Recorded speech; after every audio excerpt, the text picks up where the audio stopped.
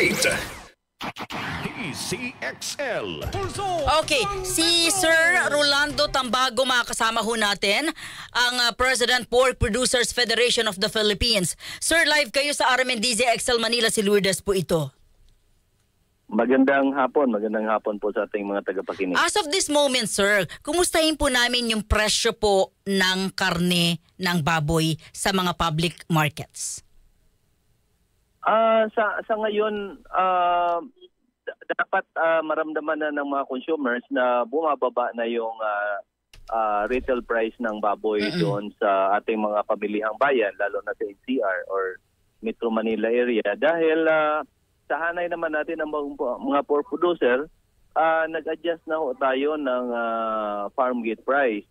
Although may mga farmers pa rin na nagbibenta ng mas mataas doon sa itinakda natin na napag-usapan namin with the Department of Agriculture. Sa kadahilanan na yung iba kasi mga backyard hindi na rin natin makontrol. But doon sa General Membership ng Pork Producers Federation, pinapakausapan natin na dapat pagbigyan naman ang base doon sa napag-usapan namin. Okay, sir, sandali . Sa madaling salita po, hindi pa rin maayos yung presyohan ng mga karne ng baboy? Hindi pa kami nakapag-tingin ngayon kung ano ba yung actual ngayon na presyo sa merkado. Pero ang objective ho kasi ng pinag-uusapan namin dito na mapababa yung retail price ng baboy sa merkado. Kasi nga, yung mga nakaraang buwan, merong hanggang 480 yung presyo ng liempo at saka mga 450 yung kasim or pigi.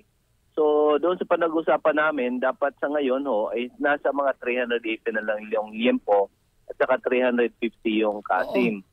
So pag-uusapan namin kung saan ba naging may problema doon sa pag-implement dahil hindi naman ito doon sa retailer lang, hindi rin naman ito doon sa biyahero lang, hindi naman ito doon sa pork producer lang, sa mga farmers, kundi pag-usapan dapat the whole value chain. Tingnan natin kung saan nagkakaproblema. Okay, sir, diretso na po ito, no? Kasi sabi ko ng Department of Agriculture sa monitoring nila, wala pa raw sa kalahati yung bilang ng mga sumusunod dito sa maximum retail price ng karning baboy sa wet market sa Metro Manila. Hindi po lahat sumusunod sa MSRP. Bakit po ganon? Wala na kami ho kasi yung mga farmers, kami yung producer. Wala na ho kaming hold doon sa retail kung hindi man sila sumusunod. Dapat tingnan nyo ng gobyerno kung saan ba talagang problema. Hindi, definitely sir. Sir, definitely hindi po sa inyo ang problema. Definitely, wala ko kaming control doon. Those are retailers. Wala tayong control yung mga farmers doon. Kung presyo nilang mataas o mababa, basta daw sa pinag-usapan namin, dapat sa ngayon, mababa na yung presyo. Dito, wala nang nagbibinta sana ng 480 or more than 400 yung presyo. Okay. Sir, sa inyo, sumusunod kayo, ang problema, pagdating sa mga palengke, wala na kayong hold on. Sila na ang nagpipresyo. Kung hindi man sila sumusunod sa MSRP, hindi nyo na problema yun. Basta kayo, sumusunod kayo sa inyong usapan sa ating gobyerno.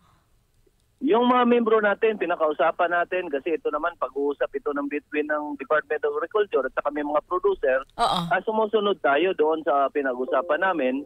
Pero sabi ko nga, mayroon ding ilan na hindi pa nakakahabol doon sa presyo na 230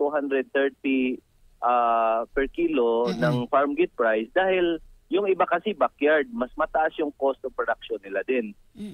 So, dapat pag-usapan kung sinasabi mo na may influence ba kami doon, talagang wala kaming influence doon sa retail price.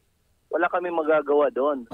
Kung hindi nga nagagawa ng ngayon, yung situation ngayon, mas lalo kami. Wala kaming control doon sa retailer. So sir, dapat balikan ito ng Department of Agriculture. Ba't hindi sila sumusunod sa MSRP? Dapat pag-usapan ulit ng buong value chain. Galing doon sa producer, yung biyahero at saka retailer kung saan ba nagkakaproblema. Pero sir, baka sabihin sa atin nila, naman- sir, ito lang sasagutin yan. Kasi yung pinagbentahan namin ng baboy, ganun din ang mahal di, ano yun, domino effect, kaya minahalan din namin na para hindi kami malugi. Baka ituro din po kayo. Pwede naman sabihin yun. Kaya nga sinasabi ko nga, pag-usapan ulit saan ba nagkakaproblema. Sir, sabi nila lugi daw po sila. Ito ba'y posible?